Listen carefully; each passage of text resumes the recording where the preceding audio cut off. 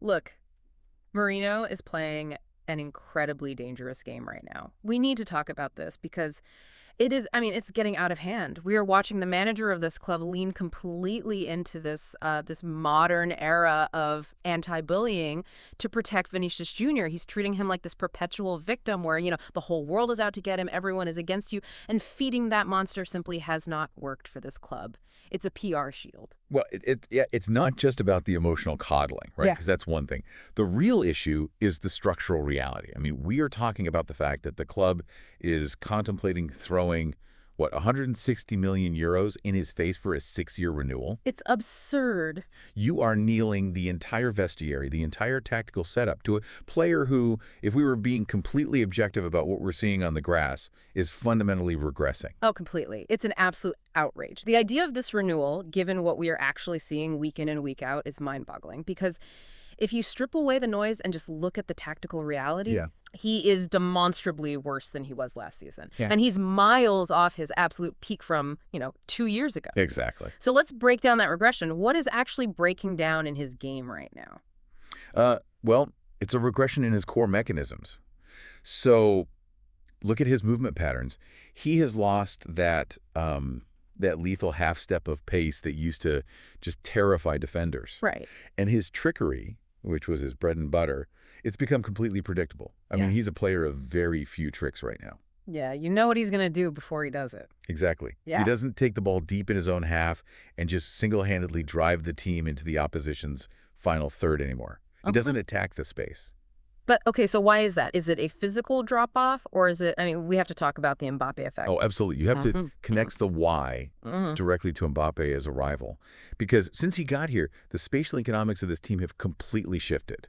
Vinicius now demands the ball strictly to his feet. Yes. He wants it in very specific confined zones.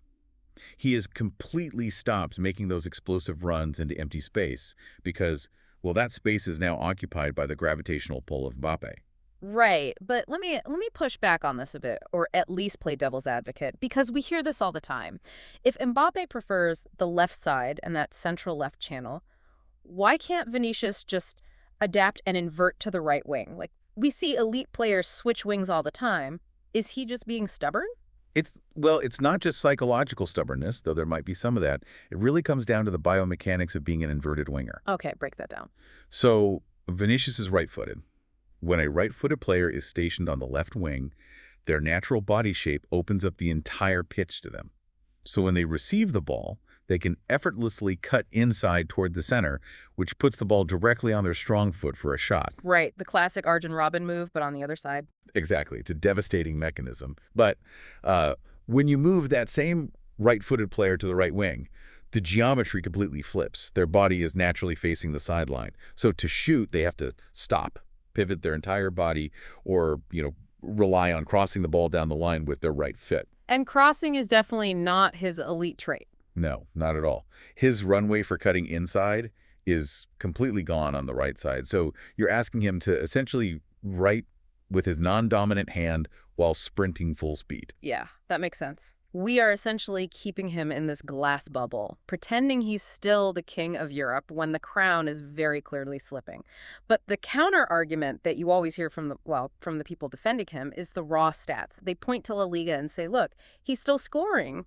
He's producing, sure, but we have to look at the context of those goals. Yes. He's scoring primarily because the tactical level of the lower half of La Liga right now is just incredibly poor. It's one-dimensional. Right. They just defend because they can't attack. Exactly. They rely entirely on a low block. They park 10 guys in the penalty box, surrender possession, and just try to survive. Against a low block, the game slows down. So Vinicius can receive the ball at a standstill, wait for a defender to make a tired mistake, and still pull off a moment of magic. Because, look, his baseline technical class is still very high. Yeah, but that's exactly my point. He is becoming a residual player in the big matches. When you look at the games that actually matter, the Champions League knockouts, the big derbies, he completely ghosts. Look at his absolutely lamentable performances in those 4 matches against Atletico Madrid and Arsenal last year. Yeah, those were rough. Rough. He was invisible. When a team actually challenges him physically and presses him, instead of just rolling over in a low block, his production just vanishes. Well, let's balance that slightly. I agree the trend is down downward, but he did have a decent showing against Bayern Munich and a genuinely good tie against Manchester City, plus some Clásicos. The rare class is still there. But you're right, the overall trend is shifting downward. He is struggling to dictate the flow of top-tier, high-intensity matches the way he used to. And that brings us to Mourinho's sudden, highly publicized crusade against bullying. Oh, this is fascinating. It's hypocritical is what it is. He's out there publicly complaining about opponents using rotating fouls against Vinicius and kicking him when he's on a yellow card. Which is a very specific, cynical tactic. Yes.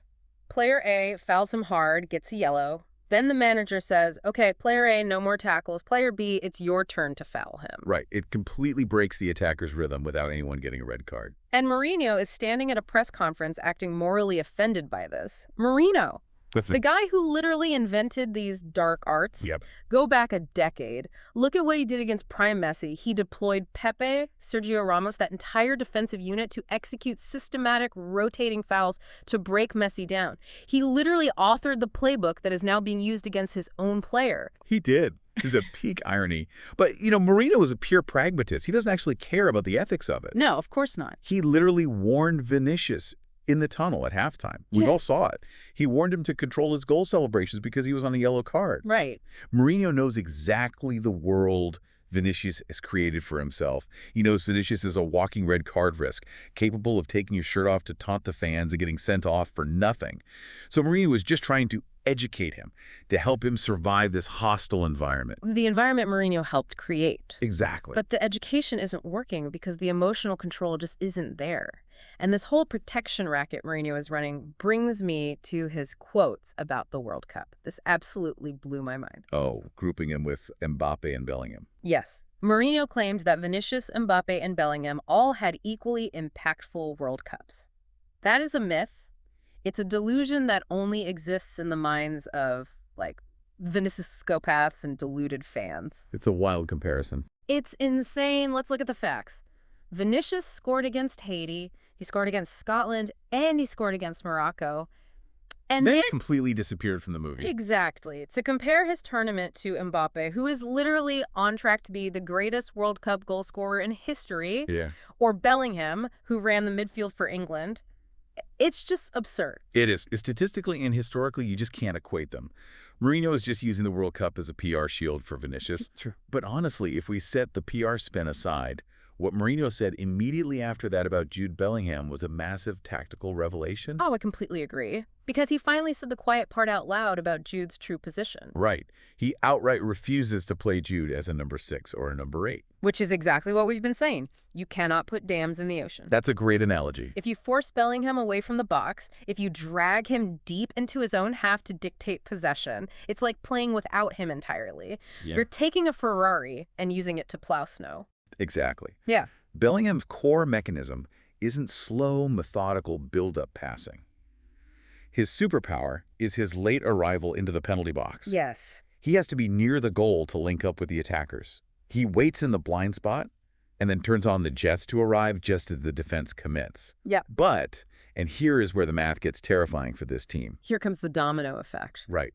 If Bellingham is locked into that advanced role, what happens to the rest of the midfield? It's a disaster. It's laid out. If Bernardo Silva plays, he naturally drops deep to handle organization and dictate tempo. Right, because he's not a defensive destroyer. Exactly. So if Bernardo is organizing and Jude is high, that forces Fede Valverde into a pure containment role. He becomes the holding player, the emergency brake. Which completely neuters Fede. You are sacrificing his greatest attribute, his offensive projection, his lung-busting runs. You're putting him in tactical handcuffs. Yes.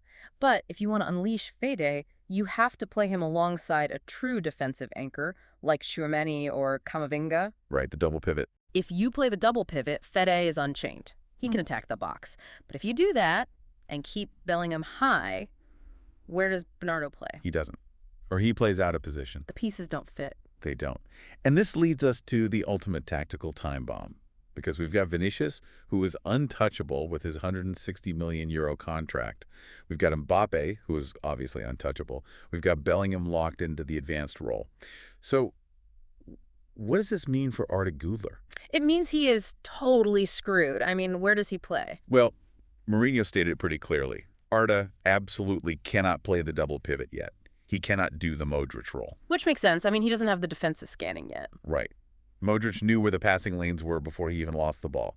Arda is still reacting rather than anticipating.